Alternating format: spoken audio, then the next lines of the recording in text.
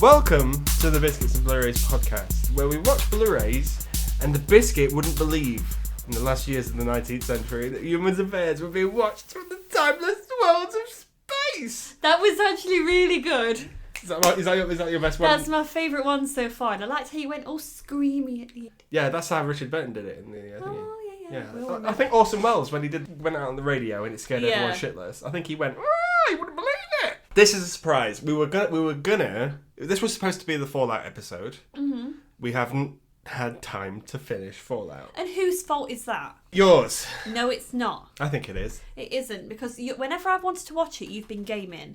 Or you've been like, oh, I don't know if I fancy it tonight. I'm not gonna lie, guys. I'm really far into a South Park deep dive. You're into both your South Park and your Wizard of Oz era, which is two things I never thought would connect together, but here we are. So Fallout, we're pushing towards the end of the season. Give us time to watch it, and really wait for that fandom to die down, and then we'll jump on. Mm-hmm. So, you have picked this episode. I have, yeah. This is one of the only times I've been able to pick an episode, and yay, I finally get it. Does it not... Is it not mine? Because I picked this last year and we never did it. We picked this last year, James. Oh, okay. You did this really cool artwork and then you fucking did nothing with it because you fell out of your War of the Worlds love. We're doing War of the Worlds. FYI. Yeah. So last year, guys, we went to the War of the Worlds immersive experience in London. Okay. And beforehand, James was so excited. It's all you listened to. Yeah. We did it. We had this amazing time. You listened for it maybe for a little bit afterwards. We watched the movie, and then that was it. You were in your Jersey Boys era. I can put a pin in things. Yeah. I'm fine. It's like, yeah, I really like War of the Worlds. We've got to pin that up there. Mm-hmm. Great. So it was really strange. You loved it, and then all of a sudden, after 2 weeks, you switched off. So this ended up going nowhere. Yeah. And now I've resurrected it. Well done, Yay. you. Out of the ground. Woo! You're a fan of War of the Worlds. I am a fan of War of the World. Written by H.G. Wells. Mm-hmm. No relation to Orson. I always thought they were growing up. No relation. Mm-hmm. I don't think. In fact, should we start a rumour?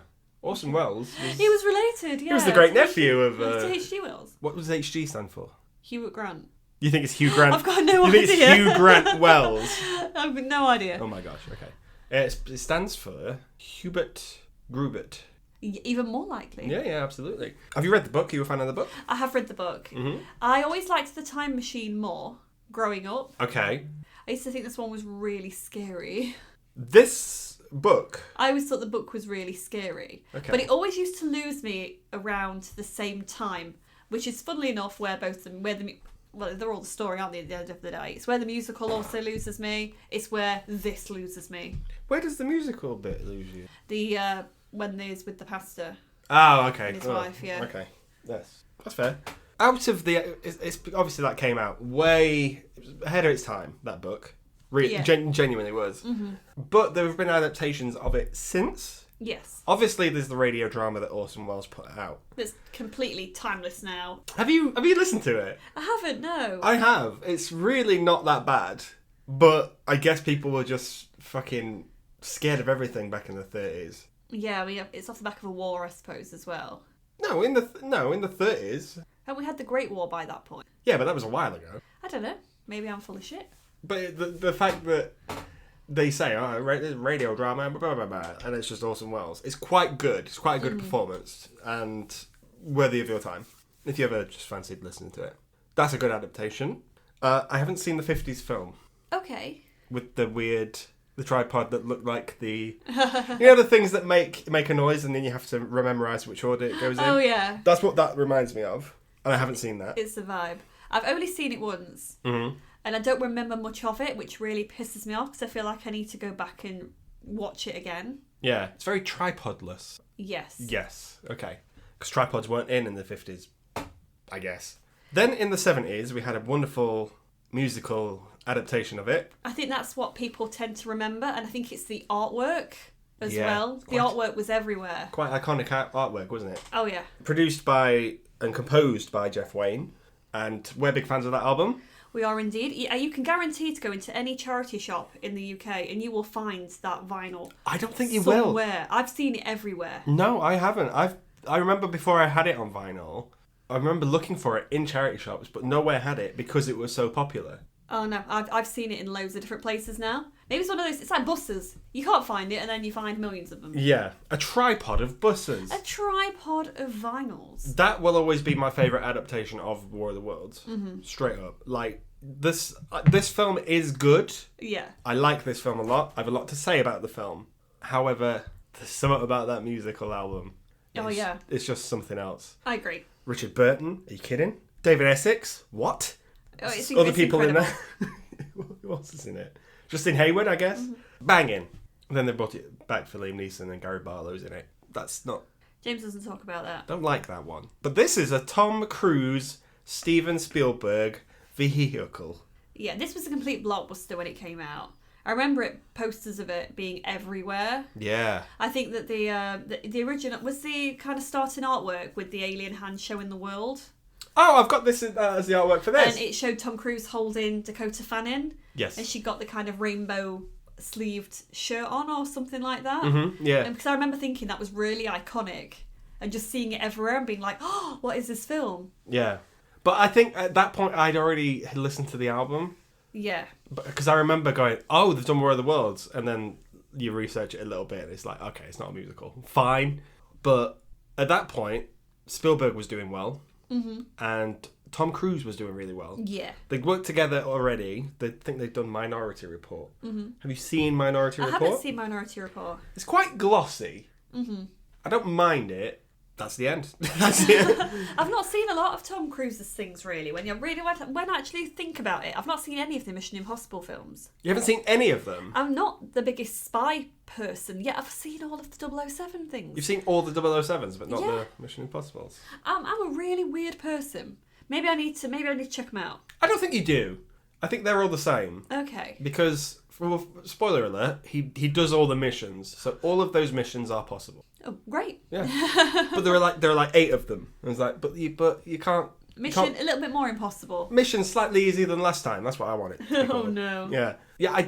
Are you a fan of Tom Cruise? Yeah, I am a fan of Tom Cruise in the movies. Were you a fan of Tom Cruise in 2005? I think he was one of a few actors I can remember from back then that were in all these sort of blockbusters. You've got like your likes of Keanu Reeves. Wasn't he in quite a lot of things? Keanu, yeah. Around that time. Mm-hmm. Brad Pitt. These are actors that you see and they're easily recognisable.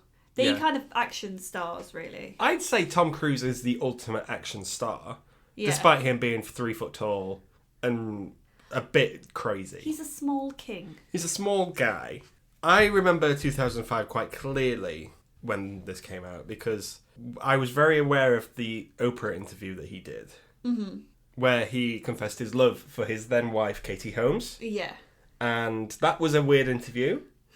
I don't know if people know. Do people even talk about that anymore? It's still a meme, isn't he?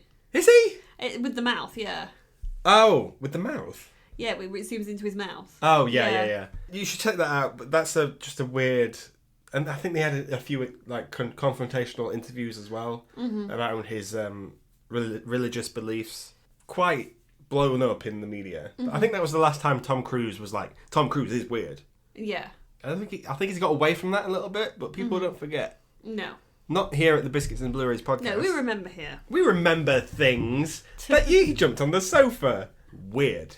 Very weird. Spielberg, sci-fi, it's a good match. Mm-hmm. If there's anyone who knows what to do with sci-fi outside of like Mr. Lucas and stuff like that, it's going to be him, isn't it? How would you rank his other sci-fi escapades? E.T. is not my favourite film. Oh, it's not your cup of tea? No, it's not. Oh, okay. He's Close Encounters, I do quite like. I've only seen Close Encounters once. So, I don't know, when you bring in too many family elements, you start to lose me a little bit. Okay. Well, strap in. And this is what happens in this one as well. Yes. Spielberg has always been a filmmaker who's always put his love for A, family in his films, and B, America. He's quite patriotic, or as they would say, patriotic. So I think that really comes across in this one. Yeah. This came out at a very interesting time. Yeah. I think this came out, post 9/11. 9/11. It's clear Yeah. that there are influences of that here. Yeah, some of the imagery in this is very reminiscent of that. Yes. And I think that works very well. Yeah, I think some of the tensions as well towards... Obviously, we've got the Iraq War going off around this time as well. Mm-hmm. People's kind of fear of terrorism was quite high. And this, you've got the aliens taking over. It's that kind of... I think it kind of matches in with that fear that people had at the time. It puts in this little drop of paranoia where where I think like all the media services are down, but people are talking and people don't know. They're miscommunicating. I hate to use it. It's fake news. Yeah. Yeah, I think that it really does well with those sort of themes Yeah. of just confusion, really. But it's not without action. Absolutely not. We get some amazing action sequences in this. Spielberg said when in an interview about this, he said, these are not the same aliens as E.T., but they are the antidote of E.T. So this is his spectrum of aliens. Okay. Is E.T. In the middle, there's the Close Encounters ones.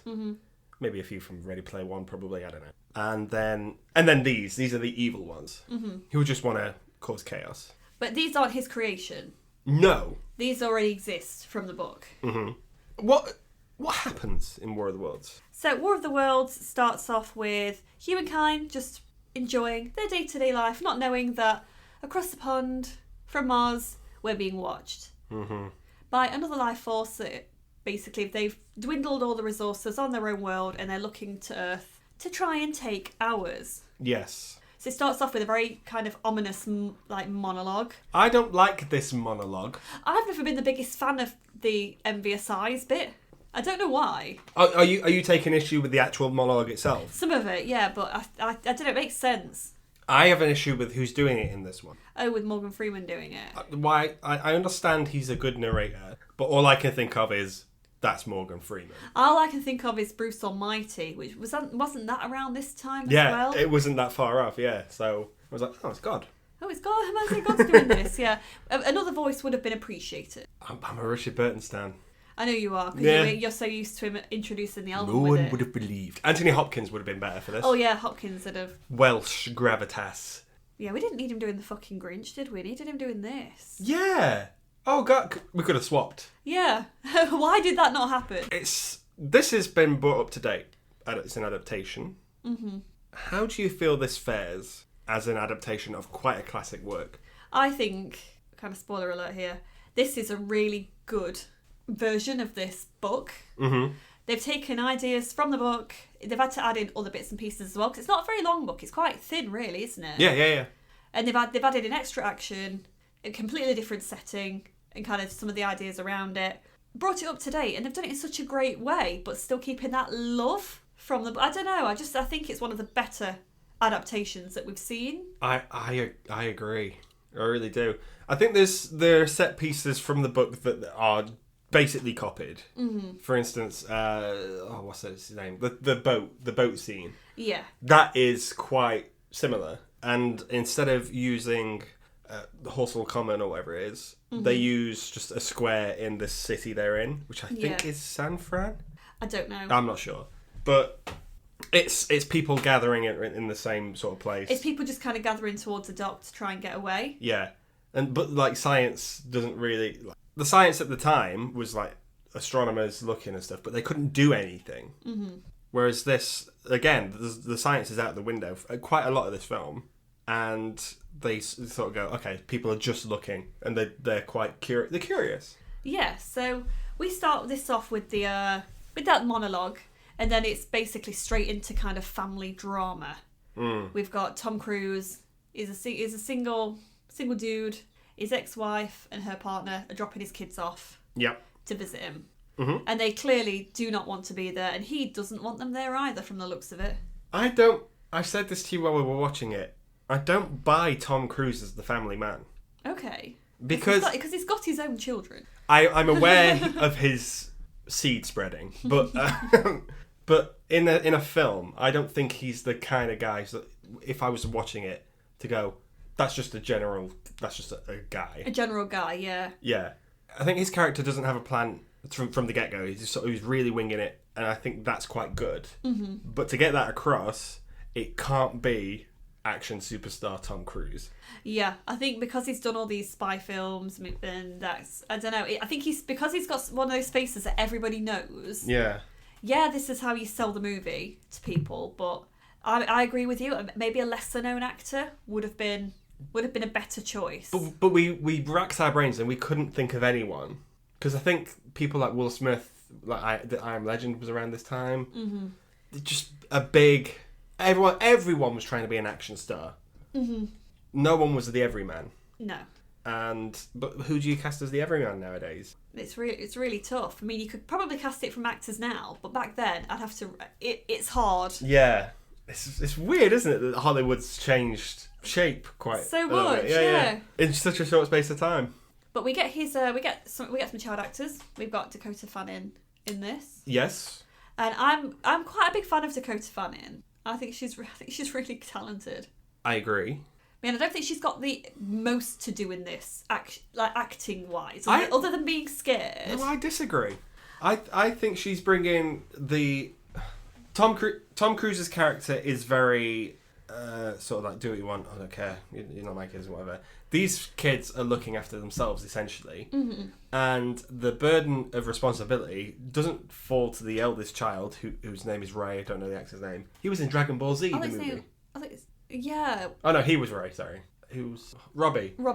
Yeah, but Robbie's a bit of a don't worry about it, man. Yeah, he's kind of a classic teenage angst. Yeah, doesn't want to do anything. So the adult one has had to be Dakota Fanning's Rachel. Mm-hmm. And I think the earlier scenes where she's like, "What should we do?" and it's like, "That's not the way you're going to get through to him," and stuff like that. That's quite good. Yeah, she's taken after her mum a little bit. Yeah.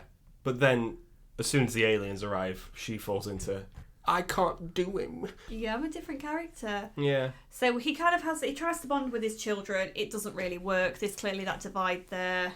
He goes to bed, wakes up, Robbie has already fucked off with the car. Mm-hmm. And then as he does, they turn around and they find out that there's a big storm on the horizon. It's kind of spreading around Europe. Mm-hmm.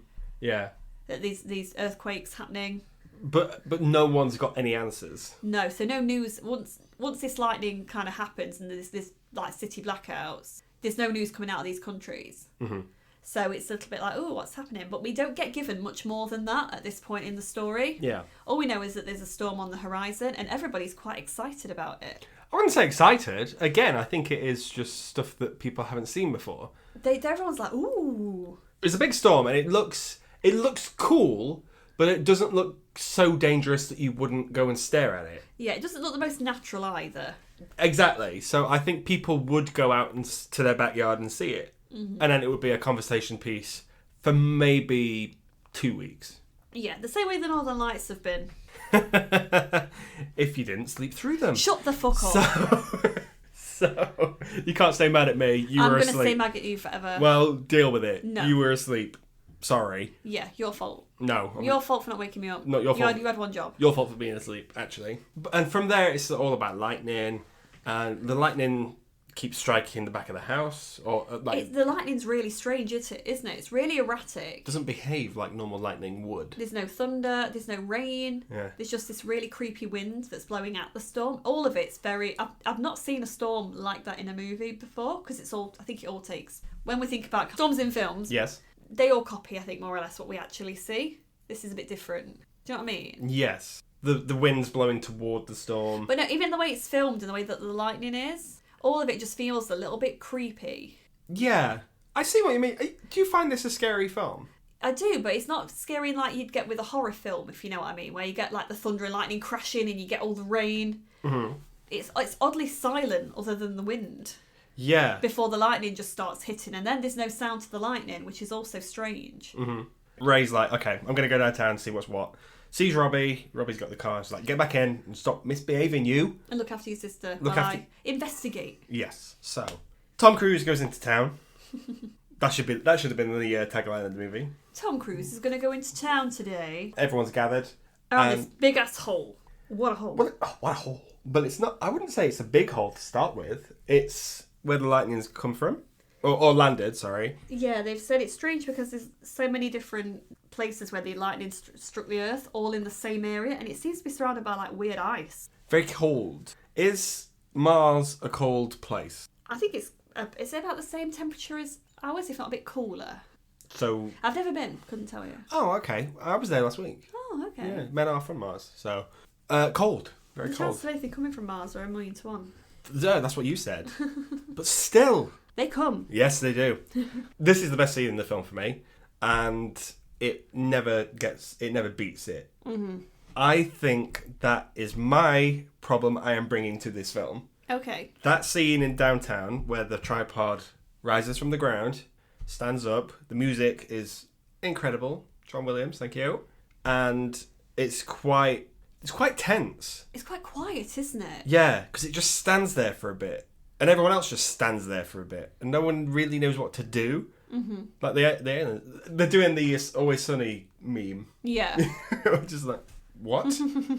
But then obviously the heat ray lands. Because of course it would. It makes that horrible noise as well to begin with. The old horn. What, you do it? I can't possibly do it. Aww. Yeah, that was just a goose. That was just a big ass goose. Aww. That's it. That's a very good sound effect. Yeah, I find that so creepy. The way that it moves. Mm-hmm. I find it interesting that I've read the book once a while ago. I think I was about 12 when I read it, so I can't remember how it was described. I think they're quite tentacly almost in the way that they move in the book. Well, they come out of the cylinder and then they're tentacly for a bit, or so the musical version would have me believe. Yeah. And then they develop their tripods. Mm-hmm. Whereas this, it's just like the tripods are already there, so they own this planet. Yes, that's the kind of difference we get between both. I think the book as well is that the ships that they land on, they're in these cylinders, aren't they? Yeah. Which then turn into the tripods. Am I right? Or something like that? In this one, they travel down in the lightning, but it's sort of cylindrical. Yeah, so that's where it's still keeping in line with the book. But Yeah, the idea yeah. is that the machines have always been here. Mm-hmm. Been here for hundreds of years. Centuries, maybe. Yeah. Yeah. So, but why would they have done that? I did think that. I thought if they've wanted our resources for all this time, why would you just bury them on our planet for no reason? Mm-hmm. So they maybe just scouted the universe and went, okay, let's put some tripods here and see what happens. Essentially, If ever we need them, we'll put some over here and all. Put some over here because they're clearly all over the planet. Yeah, regarded this as envy. So they're jealous of what we have, but why? Because they have big old tripods. Exactly. I mean, there's an idea as well that Mars used to have water. Oh yes, of course, yeah. And land and everything. So I think they've fucked up all their own basically. Mm-hmm. Same way we're fucking up all ours. Yeah. We need to look after this fucking planet. We are the problem. We are the problem. Yeah. I love the interpretation of the heat ray here, where it. Well, we spoke earlier about the 9/11 parallels. Mm-hmm.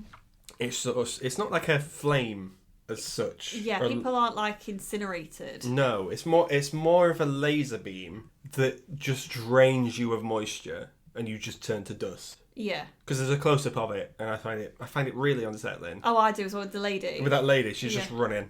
She's just running, and then she's like, "Rah," and then the music's doing that orchestral thing as well. Yeah. It's like, it's all so good.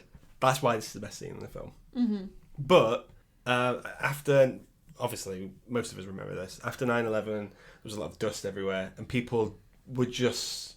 Yeah, all the images after the towers fell. Yeah. Were of all the survivors just kind of covered in all the dust. Yeah. So I think that's what they're probably. I think that is. Alluding to with some of the imagery in this. Yeah, I think it's spot on. Mm-hmm. Do I think it's a bit too soon? Yes, but I think it really hammers that message home. Yeah, it's quite poignant. Yeah, it's quite shocking. Mm-hmm. Yeah, that's the best scene in the film, though. And it just completely lays siege to the town. Mm-hmm. Tom Cruise is so fucking lucky all the way through that. He's running away from it. It gets everyone around him but him. This is my problem with Tom Cruise. There's the bit where he goes into the shop and he's got the dust on him and stuff and he's stumbling all over. But even though he's stumbling everywhere, there are two other people in that store and the heat ray gets one and then the other and he just manages to miss it. Yeah, he manages to miss everything. Obviously, we know that he has to because the narrative follows him. Mm-hmm. But, if that were me, I'd be dead straight away. Oh, gosh, yeah. Well, to be fair, I wouldn't go and have a look. As soon as that thing started moving in the ground, I would have been gone. Yeah. I would not have stayed to have looked at it have even come out of the ground. I would not have been there. I am very scared of things bigger than me. Because you're so tall. I'm tall. If anything's bigger than me, I'm like, problem. Dear. Yeah. Oh, excuse me. Sorry. He goes home. Tom Cruise goes home, covered in dust. He washes himself off, and he's like, we have to leave this house in 60 seconds. The kids don't know what's happening. They're scared. They're being a little bratty. They want to kind of know what's happening. He's like, just listen to me. I'm your fucking dad. Yeah. Gather up the food. Gather up whatever food you can. We're going. Yes. The lightning storm and stuff like this have killed power to everywhere. Yeah. Which is a good way to take it back to the time that this of the would have book. been. Yeah. So it's like, okay, it just wipes everything out. Bingo. Mm-hmm. They've managed to get a car working. Mm-hmm. I don't know how. I think there's other ways. I think if it's fried, to do it a different way. Yeah. Okay. I don't know. I'm not a mechanic. Neither am I. I think they give a reason, don't they? How they do it. Yeah, something like that. Anyway, they're in the car, and it's off to Boston. No, they don't go to Boston first. I think they go to the mum's house first to see if they're still there. So they drive to the house. We get a bit of exposition in the car because the kids obviously want to know what's happened. Mm-hmm. He's trying to tell Robbie what's happened because Robbie's demanding to know. Yeah. Rachel's in the back trying not to shit herself. Yeah. And we get the whole, this is my space, this is your space. This is safe stuff. in your space. Yeah. Is that a thing? Is that I think it probably will be for some people. Okay, that's fine. So Robbie's trying to calm her down. Clearly the dad has no idea how to calm her down. Mm-hmm. So that's quite interesting again. He doesn't really know his own child that well. Yeah. So they drive up to, they get to the parents' house. They're not there. Yeah. They live in this massive mansion. Everything's untouched. No sign of tripods. Completely anywhere. untouched. Yeah.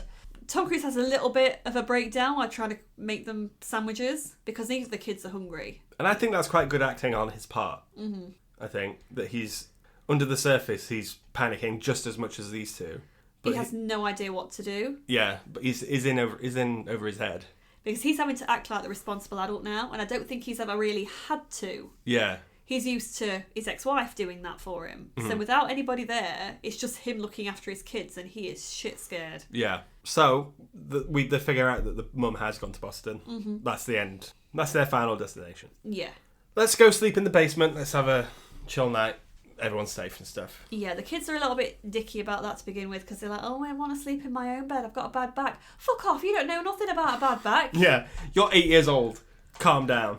Yeah, you get sleeping in that basement. Have your slumber parties. Yeah. And clearly, that was the safe bet. Yes. Because, as we've just seen with how the buildings were fucked up in Philly, you need to be basically get in your basement, get in underground. Yeah, that's the safe place. We established that later on as well. Mm-hmm. A big old plane crashes, and then We don't know that. We get a bit of it's quite a spooky scene when they're in the cellar. where you just hear the noises. All you can hear is noises, and you can just see lights. I think from later on in the scene afterwards, I think the National Guard were fighting. Mm-hmm. Were fighting something. We don't know what. We assume it was the tripods. Do you think this is bringing it all the way back down to Jaws? Do you think the scary thing about Jaws is Not seeing anything. not seeing anything? Mm-hmm. Less is more. Leave it to the imagination. So if we hear those noises but we don't see what's happening, that makes it creepy. So all we see are these green flashes, which is the same green flash we see when the military hits the barriers. Which is a love letter to the green flashes from Mars. From Mars, Yes. yeah. So that's all we can see. So we don't know what's happening out there, but we're guessing that there's some sort of fight taking place, and then we know a bit of the scene later because there's a big fire. Big old. Big old fire that a plane has crashed through the house. Mm-hmm. Through talking to a few survivors the next morning, Tom Cruise realizes that I think the news people. Yeah, there's a news van there that were with the guard that were following them. So they tell, and where Tom Cruise is our eyes in this, so he sort of learns that okay, no news comes out of that area once the lightning happens. Yeah, I think the newscasters, because they've been capturing all this footage, I think she's so excited to be able to tell somebody else because her function is to tell the news, and she's got no one to do it to because nowhere's getting any. Yeah. So she's so excited to show Tom Cruise all these videos, like, look at this, look at this theory. Yeah, we're going to go through it frame by frame. Where's Man-Bear Pig? Yeah. I think some of the images as well she puts on that screen of tripods taking over entire towns. It was just so... Oh my god, I find it so creepy. As this film goes, do you think we think the tripod scenes are the best scenes in the film? Yeah, they are. Do you wish there were more of them? I think we get enough of them, if I'm being honest. Okay. Otherwise, I think you can get too much of a good thing. Okay, yeah, that's fair. But I think it could have just been shorter. Just cut some of the family stuff out. I don't think it's the problem with the family stuff. I think the family stuff is fine. I think that is a good narrative to have. Mm-hmm. My problem comes later on when they go when. I know what your problem is. Yeah, we'll get to it. Anyway, there's a scene where Dakota Fanning, she goes to the bathroom, goes to the river. Like, stay out of my way, whatever it's called. This is a horrifying scene. Yes, they end up back on the road to go back to Boston. Yeah. Because the house is fucked. And she stops off to go to the toilet, and she walks through like a little bit of woodland, and then she sees the river. Mm-hmm. In the river, she's just chilling, and she sees a dead body float past. And I think that's traumatizing enough. Mm-hmm. What makes it worse is that there are maybe about 100 of them. Just come floating across. Yeah. I think you said in that world that wouldn't work, because where's this river flowing from? Yeah. But in terms of just imagery, just really weird, like horrible imagery, yeah, that is gold. Oh no, I completely agree. I think it's really horrific. Yeah. And it really does work. Really sells that moment. Mm-hmm. I think Dakota Fanning's quite good in that scene as well, where she's just like, I don't think she can understand it. She can process it, but she's trying not to almost. Yeah, very, very good. There are scenes like that scattered in this film, like the train later on. Mm-hmm. That one's less good, I think. But it's still creepy because you think, where the fuck has that come from? Yeah. Like, what's happened to this train? There's a town somewhere that's been obliterated, and the only thing to get at with this was this train, and that's it might have had survivors on, it might not have done. Yeah. But all we know is it's now on fire. Hey, bad times. But then the scene goes, the military passes by, and Robbie, the kid, goes, like, wants to go with them. And then Tom Cruise is like, oh, what are you doing? Then we can't join the military. You're mad. That's insane. Like with your 10-year-old sister. Yeah. Calm down, fam. But then Dakota Fanning comes in, and again, good acting on her part. She's like, what are you trying to do? Like, who's going to look after me if you go? In front of her dad. Yeah. Bonkers. But it's a great little piece of storytelling there. I think their relationship changes from that point. Yeah, I think he realises he's got to man the fuck up. There's a good... Yeah. I think there are good scenes with those kids later on. Yeah, so I think Robbie says it to him. He says, you're waiting for this to be someone else's problem. You want to take us to Boston to get rid of us. Mm-hmm. Not to survive with us, to fob us off and then... So you can be okay, so you can try and find a way to survive on your own. Do you think he's right? I think he's called him out a little bit, yeah. They travel along? In their car. Yeah, this is all through the countryside, by the way. But now we've hit People, civilization. As we get to the docks. Yeah, people are very shocked to see a moving car. And sadly, people do what people do best. Turn on each other. They turn on each other, so people start to hound the car, really start fucking it up. Again, the man they poke holes through the car, and this man just pulling it apart with his bare hands. Like, people are so desperate. Yeah. I didn't know you could do that with a car windshield. I think it's because it's all connected. It's one sheet of glass, isn't it? Mm. But is there like a mesh framing underneath? I didn't know you could just pull it to pieces. I think it's like double glazed, like it's like a sheeting or something. I don't know. Yeah, I'm not sure how it works. But yeah. So Tom Cruise has a bit of a standoff, gets his kids out of the car, mm-hmm. and then the survivors are all just fighting over the car, basically. Yeah.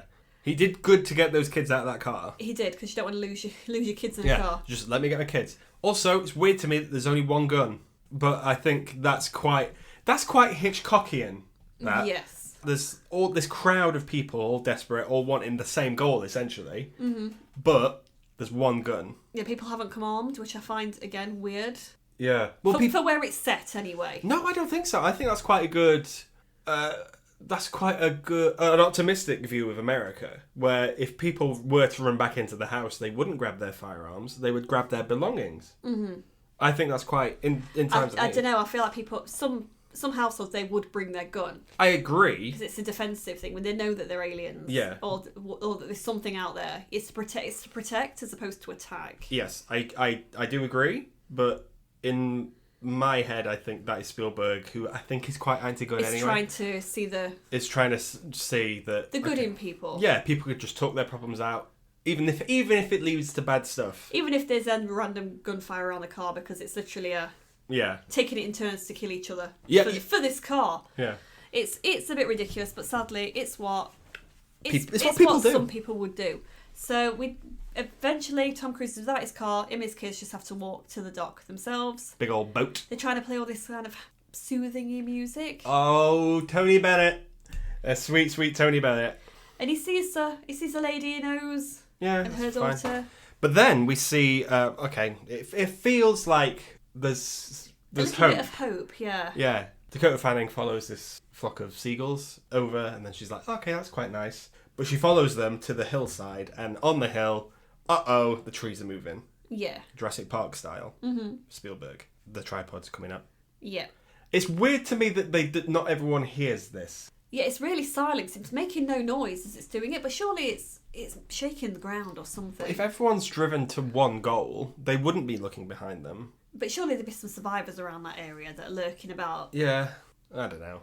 It's odd, but they don't seem to know that it's there until it's over the hill, and then people start turning around, and it's just like, hi. I think it's really good that those two turn around first. Like, they are the first people to notice it, because they're our eyes in this film. Yeah.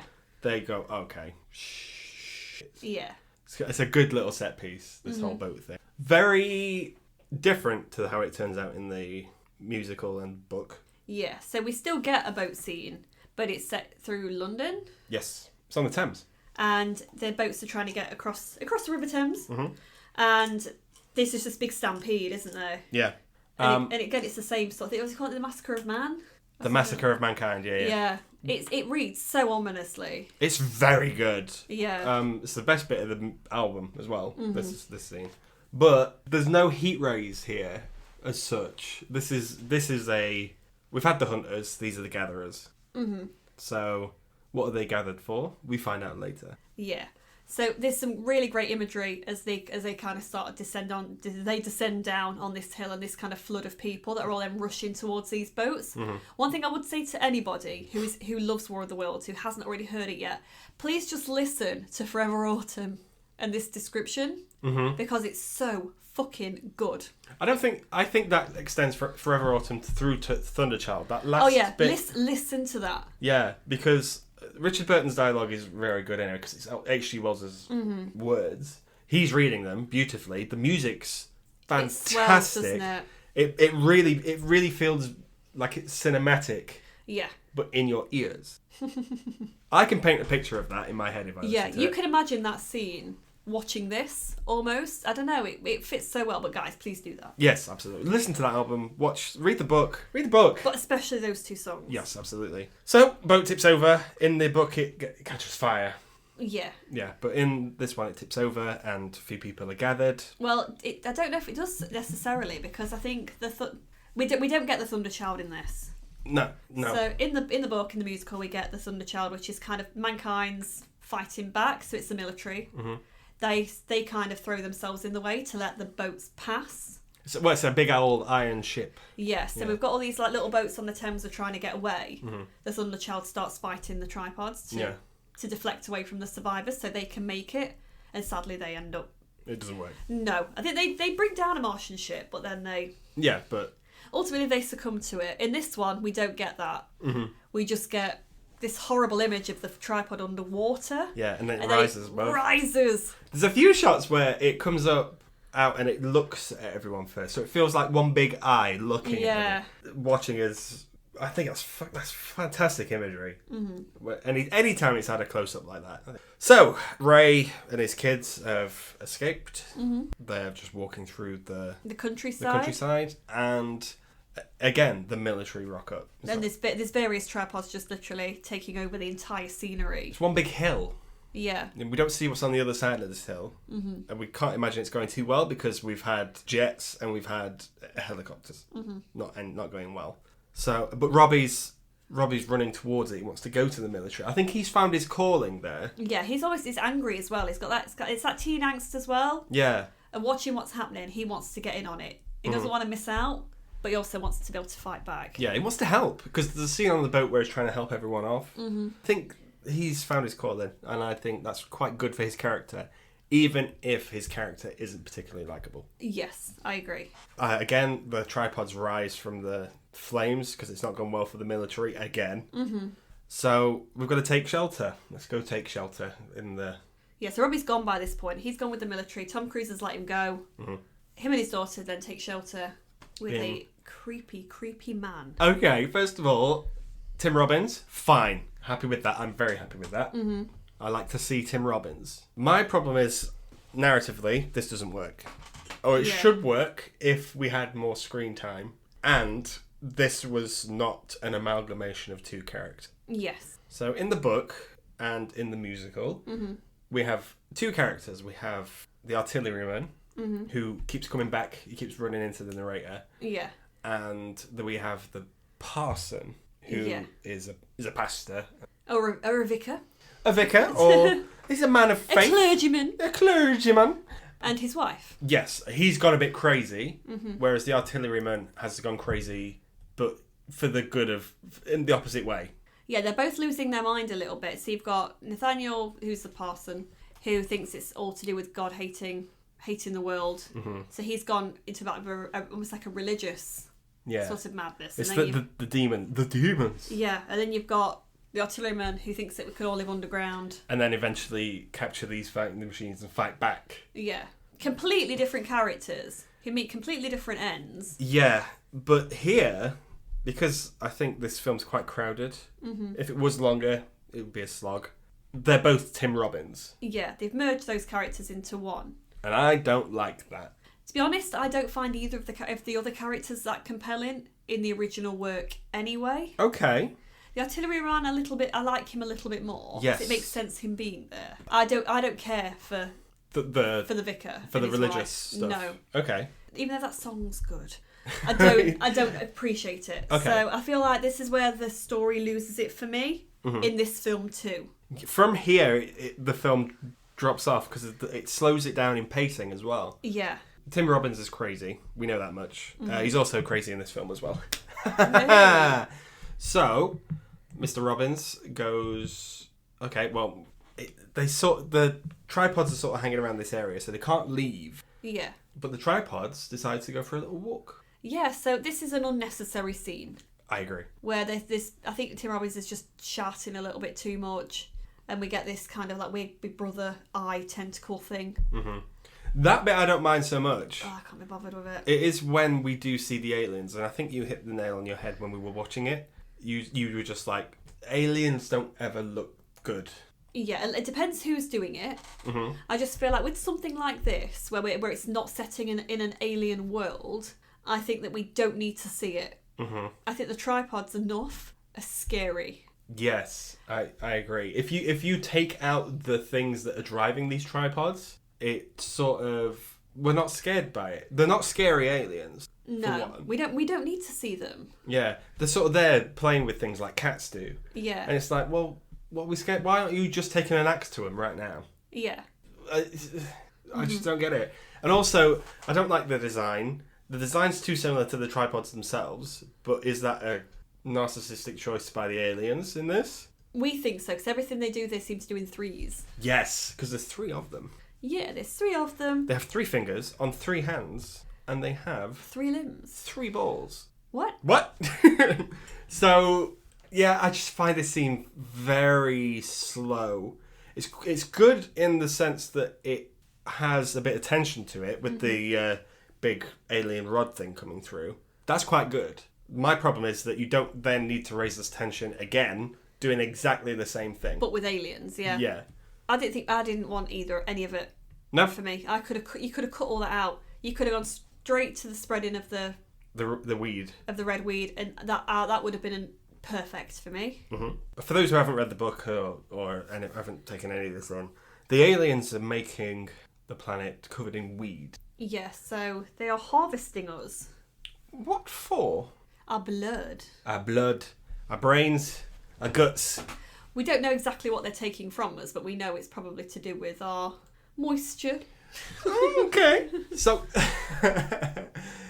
well, when we were discussing this while it was happening, not in real life, but in the movie we just watched, we said that maybe they eat our blood as a nice little juice. We don't know because they don't show it. No, it's into that though. They can't show it because this is a 12A. We've already had the river scene. Mm-hmm. I think if you jab someone and drain their blood, year 15. Yeah. But that's the impression I think we get from this, is that they are harvesting us to eat our blood.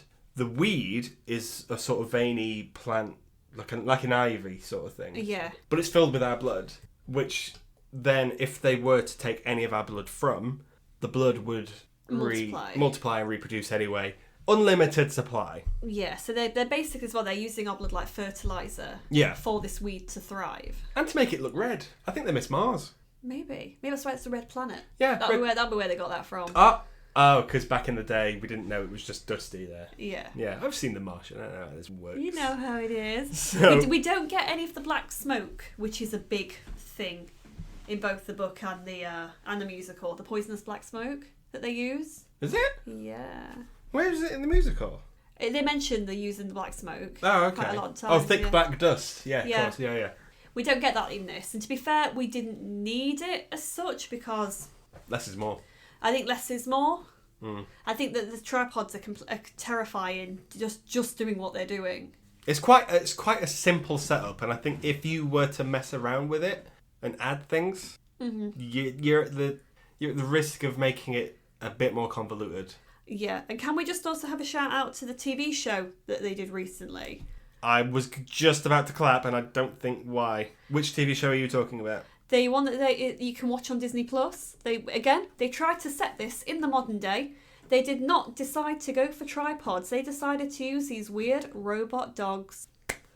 Well done. Well done. What a great creative choice. Yeah. Everyone thinks of War of the Worlds and thinks of fucking... Oh, there's robot dogs, yeah? Robot dogs. It's very metalhead. Black Mirror, sure. Yeah, it's silly. But you had you seen the BBC War of the Worlds thing where it was back in those times? No. I think Chernobyl had come out just before that started production. Do you want to know what that show is ripping off completely? What? Chernobyl. How? Because that's about a nuclear reactor. I appreciate that, but if you look at some of the imagery and compare it, they're ripping it off. War of the Worlds, you can always add it into the popular culture. It baffles me that we haven't remade the musical yet. I'm surprised it's never been made into a film. Yeah. I think there's an audience for it. I think there is. Or a cartoon or something. Well, there is a comic book. We picked up a comic book. We've got the comic book and it's signed by the author. Of the comic book, not H.G. Wells. H.G. Wells is gone. But I think in general, where the story starts to fall apart, both here and I think in other remnants of the story, is when we get to this bit where the narrator's with the crazy person. Yeah, I agree. And they're trapped with when then there's just a red weed surrounding them. It's not a good scene with Tom Cruise and the singing Hush by Mountain and stuff like that. Like, I don't care. They're trying to establish a bond, aren't they? Yeah, I guess. So you stay here while I go kill this man. Yeah. Weird. Yeah. Anyway, so Coco Fanning goes running, gets caught. So does Tom Cruise. Yeah, and they end up caught by a tripod, and they're put into this little cheeky basket. Very Pirates of the Caribbean. How is it Pirates of the Caribbean? When they're in them bowls. Yeah. Lifted like a lady's skirt. Maybe Gibbs would sort this out. Gibbs would have sorted that out. Yeah. I don't like that scene. I didn't either. I didn't care for any of it. Because there's no way that this everyman, dog's body, terrible father, Tom Cruise, not in real life, he's just picked up these grenades like a fucking game character. Yeah. You have unlocked power of grenade. Yeah. You've picked up a grenade. And then just by chance he gets picked next for the harvesting for the sphincter of doom. And it baffles me that is the same film as the Tom Cruise we had earlier. Yeah, I think all of this could have just been cut. But was he ever caught in the book? I don't think he ever was. No, because by the time the narrator starts to lose his mind by this point because the parson gets yeeted. Yeah. by the tripods. Yeah. And I think he kind of throws himself at their feet. He's like, take me as well. It's hopeless. He does. But by this point, Tom Cruise has got grenades. The war's won. So we completely decided to not do this in this. We decided to add in a bit of a redundant action sequence. I think there could have been an ending where it does take a bit of a pessimistic turn. Yeah. Where he doesn't get... He gets to Boston and Boston's obliterated, but then he does sort of lose his mind a little bit and all he has left is his daughter. He doesn't even have his son anymore. Yeah. I think there could be a cut of this where that would potentially make the whole film A bit like The Mist. a bit like The Mist, which is a banger. Sorry. Yeah, I think there's an interesting cut of this film that you could make. Yeah. But that's not what we get because it's a family film. There's a line in the book, and I think it's in the musical, but I think it's in the book, where he says something like, "I would give my life to the Martians here and now." Yeah. Yeah, because he's gone batshit. He kind of feels sorry for them. Mm-hmm. I don't know. This film doesn't do that. No. Tom Cruise fights to the bitter fucking end. He would do. He's action star Tom Cruise. Action star Tom Cruise. So after he's been sucked up into the sphincter of doom and he lets off his grenades, which blow up the tripod from the inside, and lets all the people go. Let my people go. Yeah. All of a sudden we just cut to Boston and all the survivors walking into Boston. Yeah. They're busting for it. And interestingly, we only get the red weed on the sign itself, but nowhere else in the landscape. Oh yeah, the red weed made it to the sign. Wasn't busting for it, so No. It's dying, this tripod, because Tom Cruise picks up a bit of the red weed and it turns to dust. Yeah, so it looks like Boston have had a bit of obliteration. Yeah. But we've still got a lot of buildings standing, and there's a tripod just sat chilling, going down on a building. You didn't need to say you were, but you did. No, we've got a tripod that's just literally crashed into a building. Dazed and confused. They asked what's happened, and he says, when it started walking around in circles an hour ago, it's fucked. He said they asked what happened. I thought you meant the tripod. What happened? He said, I'm just a bit... I don't know where I am. I feel a bit woozy, actually. I've had too much red weed. Too much red weed. It's the good kush. Tom Cruise notices that the birds can get to the tripods now. Yeah. The tripods... They're landing on it actively. Yes, which is what birds are good at. Shitting on things. Shitting on it. Take a big shit on it. Yeah. Yeah. Anyway, so Tom Cruise then puts together that there's no shield protecting these tripods now, so we can just take them down. Yeah. What is the real key to taking down a tripod? You have to smash them from the under. What?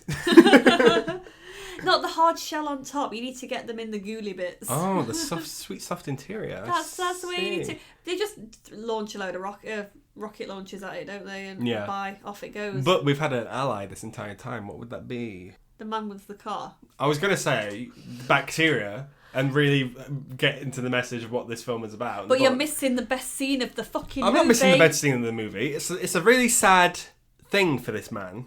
So we've seen what all these survivors have had to go through to get where they are. Not a good time. Imagine making it to Boston. Boston for it. You've watched a tripod be taken out by the military. Mm-hmm.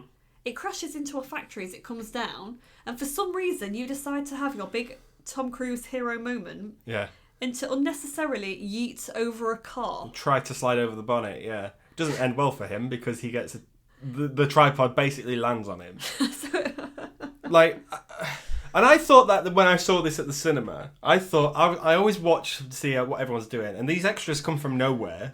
And Did they run on just to get in the way? And it's very Prometheus. I think Prometheus has told us anything. Is you don't run if something's falling towards you. You don't run with it. You run to the side. Mm-hmm. Don't be stupid, and don't try and jump a car, Starsky and Hutch style. No. So he ends up getting fucked, and it's like, seriously, guy, really? I want to know his story. I want to see his cut of this. And it just cuts to black there. And it's like, more That's than once. it. Yeah. More than once. It's all done. And then this film ends quite... We get quite happily. We get a bit of a reunion. The family's house in Boston is beautiful. Lovely. Untouched. Forever Autumn. It would... It would be untouched if you had the original cast of the War of the Worlds movie in there. Oh, all they do is they just react when they get to the door. But what icons they are. Yeah, I appreciate that. I appreciate that. Well, they've dealt with it before. They know that they just have to wait it out because of the bacteria. We dealt with it. There's tripods in the 50s. We just had to wait. Well, so you think that it had already happened in the 50s? Here's what I'm saying. I think it's one big connected universe where the book happened, and that was the 1800s one, and then the Martians went, okay, we're going to do it again. 1950s, it happens again. We wait a little bit. Okay, what's Tom Cruise up to? Fuck it, let's do that. Do we like music? Is David a 6'3"? Yeah, we'll do it in the 70s as well. But then they're always getting fucked up by bacteria because they've not had their vaccine. Always drink your Yakult. It's the good stuff. Full of yummy, good bacteria. Build up your immune systems, you fuckers. That's true, though. Like, you should... I remember when the pandemic happened, everyone was sanitizing, everyone was clean, everyone was very clean. Yes. You shouldn't do that. That's not good for the immune system. I mean, you should wash your hands, guys. Can we just get that out there? And I'm not gonna lie. Some people out there should wash their hands. Some more than others. Builders, wash your hands. Pig farmers, wash your hands. Porky fingers. People should wash their hands, but bacteria, your immune system has to build into. Well, we've established this. You need to build up immunity to things. But to build up an immunity, your immune system has to actively fight pathogens. Exactly. Big words. I like that. Then there's a big monologue at the end where Morgan Freeman goes, well, we were here first.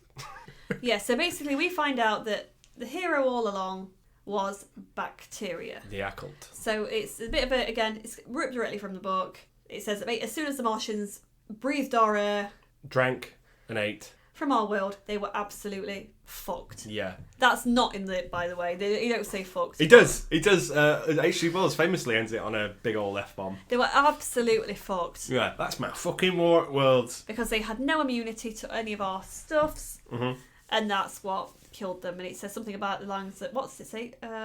Men have paid with 1 billion deaths. They've paid with 1 billion deaths, but they deserve to be here or something. Yeah, we've deserved the right to be here. Yeah. Which is very arrogant. It's like, oh yeah, we died loads, so we get this is our planet. Fuck off. I suppose when you kind of think of that evolution and that sort of thing, we have survived this long. Mm. I mean, when you actually think about the history of the world, we've not been here a great amount of time. Mm-hmm. I think there's a good video on YouTube of like a football field that someone does. It's kind of like the history of time. And I think humans are like a tiny little portion of it from when for how long we've been here. Doesn't Emma Stone do it in Birdman? She gets the toilet roll out and then she's like, this is the. I've not seen Birdman. Oh, it's fantastic.